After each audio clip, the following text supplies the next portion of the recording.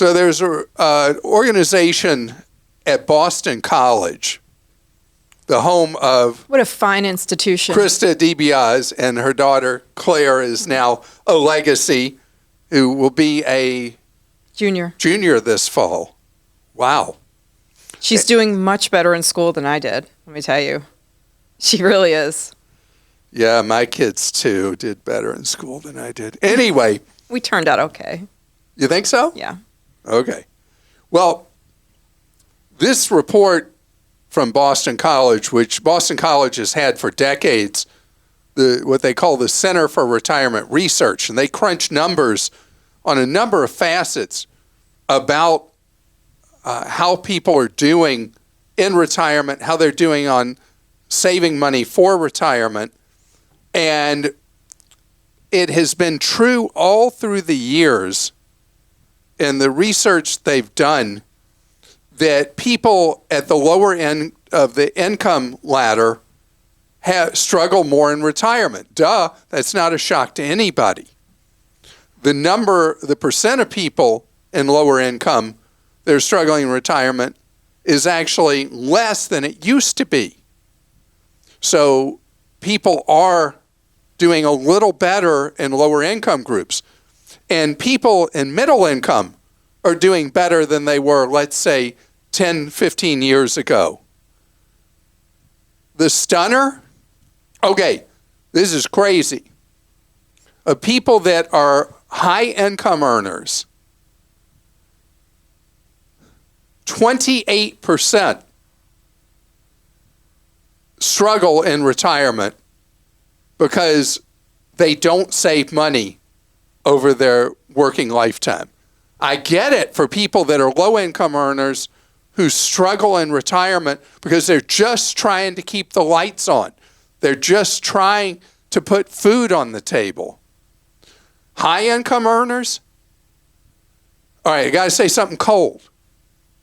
Almost always, it's a lifestyle thing. And people at the higher end of middle income earners, it's a lifestyle thing.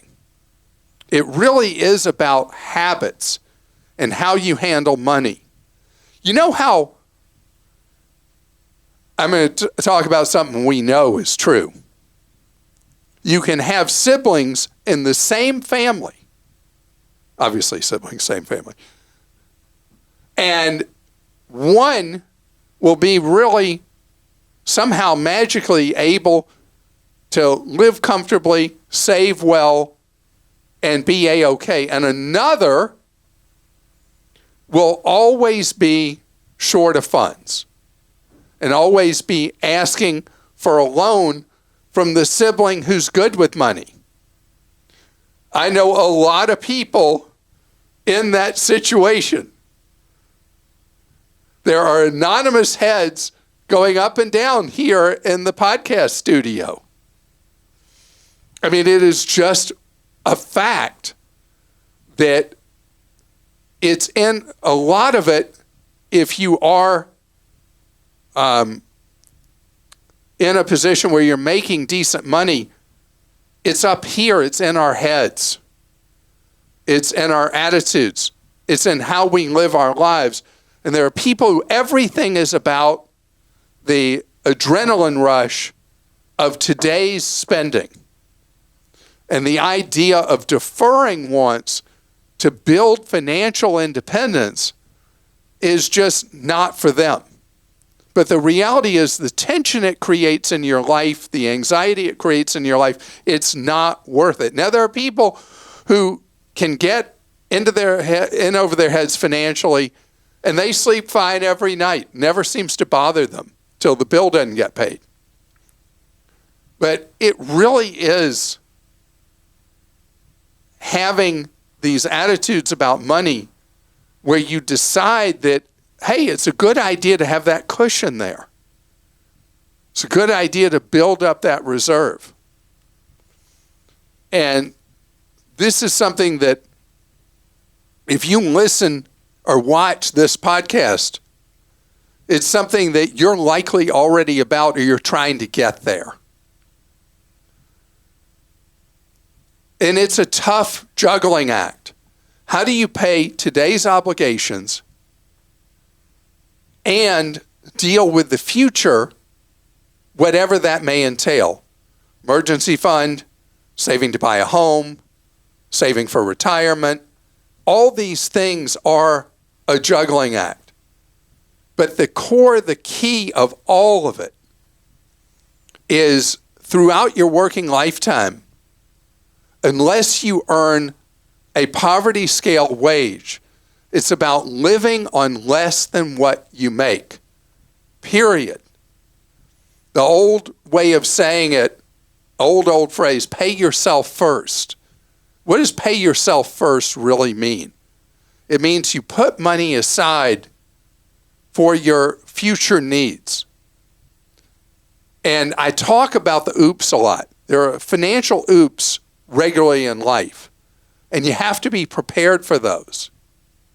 So that's why the oops are part of the picture, that there is going to come a time where, oops, this broke or that happened or the other happened, and you have to cover an emergency expense. And that's why the rainy day is important. And retirement, as I've always said, there's no scholarships for retirement. And so when I see this Boston College data that between a quarter and a third of high-income earners are at risk for poverty in retirement, it speaks to lifestyle choices and living for today and not preparing for tomorrow. Fact. Again, a different situation than people making a lot less money.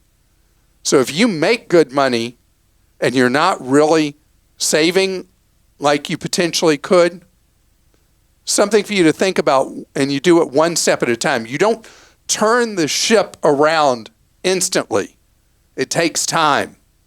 But it also takes a determination that the change is something you're going to make.